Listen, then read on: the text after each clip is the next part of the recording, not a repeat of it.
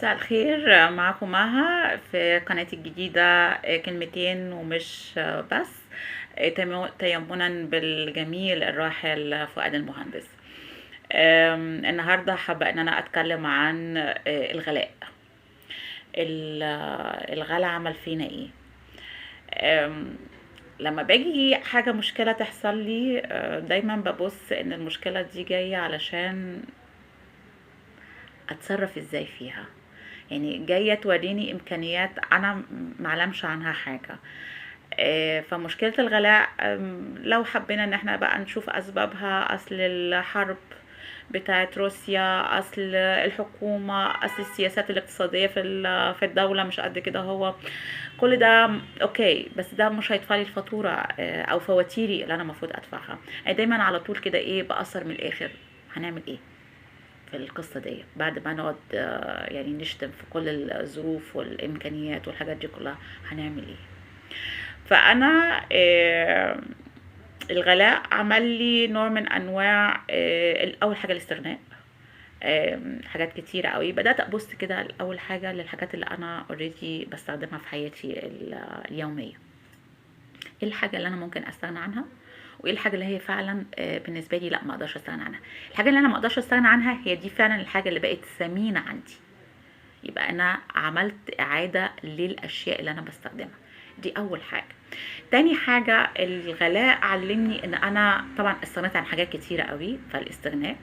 تاني حاجة ان انا بدأت ابص البدايل. يعني مثلا انا ازاي اعمل اكل شكله حلو وفي نفس الوقت مش مكلف قوي. طبعا هو كل حاجه مكلفه اساسا. رغيف العيش بقى مكلف، الاكل اللي هو احنا كنا من زمان بنقول عليه ارتاحي بقى برضو مكلف. بس الى حد ما، يعني ازاي اعرف اعيش. فبدات ابص اساسا البدايل. انا ممكن اعمل بدايل شكلها ايه. يعني مثلا كيلو اللحمه مثلا المفرومه، هعصج لحمه احط فيها خضار. يعني مثلا بحط فيها فلفل، بحط فيها بصل، بحط فيها كوسه، بحط فيها جزر، ببشره فيها اساسا. ودي فرصه حلوه قوي ان لو عندك اطفال ما بياكلوش خضروات، خاصه الكوسه محدش بيحبها قوي، ممكن ان هما ياكلوها. وبتزود الكميه، تعمل جنبها مثلا اي نوع من انواع الخضار تحطه في الفرن، بيبقى طعمه حلو جنبيه حبه رز. اكله جميله. عندك مثلا عيش، في لقمه فاضت او كده، هو بقصها بالمقص عشان يبقى يكون شكلها لطيف. واقوم حاطها كده في معلقه زيت على معلقه سمنه بلدي مثلا، حبه بهارات، واكلها كده سناكس، او ممكن اغمس بيها جبنه بدل ما تترمي. عندي مثلا شوربه خضار مش عايزاها، بتتحول لشوربه عدس. عندي بقوليات مثلا مش هستخدمها قوي، جزء منها مثلا ممكن يتحط وانا بدمس الفول. حاجات من ذاك القبيل. يعني بدأت ان انا اعمل يعني اعادة لتدوير الاشياء اللي عندي. طب دي حاجة. تاني حاجة، الغلا علمني الامتنان. انا الصبحية مثلا فطرت ايه؟ فطرت بيضة. طب الظهر مثلا كان ان شاء الله يكون فول، كان طعمية. بالليل اكلت عيش وجبنه وشربت شاي بنعناع. لما تقعد تبص لكل الحاجات، اكلت ثمره فاكهه. واو، انت غني. يعني انت اكلت حاجات كتير على مدار اليوم. اهتم بالطعم بتاع الحاجة. استمتع وانت بتعمل الحاجة. فبيجي لك احساس بالامتنان، ان النعم كتيرة، او ان انت قادر تستطعم طعم الحاجة. ان انت لسه قادر تشتري الشاي، ولسه قادر تشتري السكر، ولسه قادر تشتري العيش، ولسه قادر تشتري حاجات لسه في استطاعتك ان انت تشتريها. دي نعمة كبيرة جدا. طب علمني ايه تاني؟ علمني الكرم.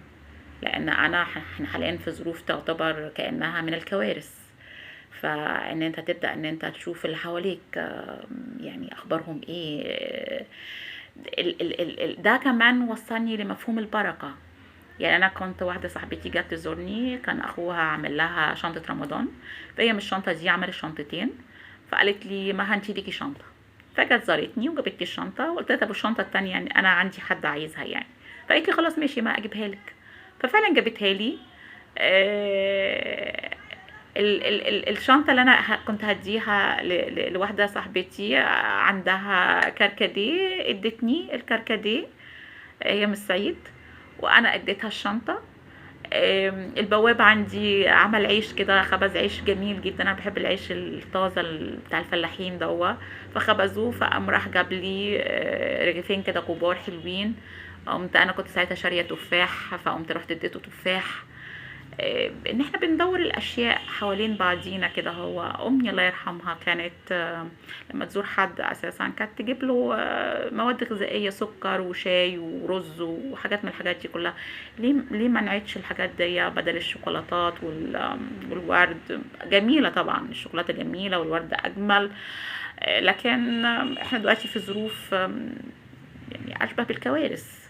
فليه يعني ما نبداش ان احنا نعيد كل الحاجات اللي احنا، السلوكيات اللي احنا بنعملها، وان احنا نبدا نستفيد من امكانياتنا. لان صراحه انا ما بحبش الشكوى، دايما ببص على الحل على طول. دي حاجه. البركه، وان انا اعيد ال القيمه للاشياء. يعني مثلا انا النهارده بقيت اجيب مثلا الفلفل لانه غالي قوي، بقيت اجيبه بالوحده. الميزان الديجيتال ده نعمه من نعم ربنا، اللي زمان كان الاجانب لما كانوا يستخدموه يقول لك ايه، بيشتروا بالموزايه، بيشتروا مش عارفه 2 تفاحه. انا دلوقتي بقيت اشتري كده اهو. ممكن مثلا اجيب كذا نوع فاكهه، اجيب منه ثمره او 2، ويبقى كده عندي فاكهه كتيره متنوعه. مش لازم البس في كيلو او 2 كيلو من صنف واحد.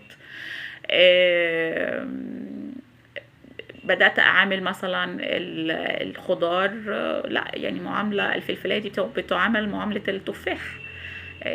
وبعدين بجيبها بقى اللي هي الكبيرة دي هتتعمل بيها، هتتحط في العصاج بتاع اللحمة، لا الصغيرة هتتحط في السلطة.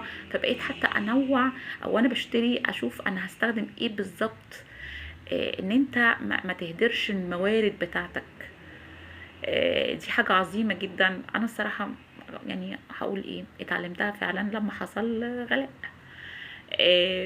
وبقيت احس ان الحاجة لما بقيت ادقق قوي بقيت بتكفي معايا، وبقى في بركة.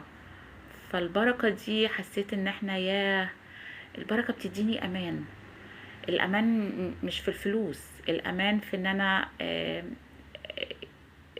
يقين من جوايا ان انا الدنيا هتكفي، وهي كفت اهي. ما هي كفت اهي وانتي مبسوطة اهو، يبقى انت عايزة ايه تاني مثلا؟ ده كان كل اللي عندي النهاردة في الفيديو. بتمنى لكم يوم جميل، ولقاء آخر في فيديو آخر. باي باي.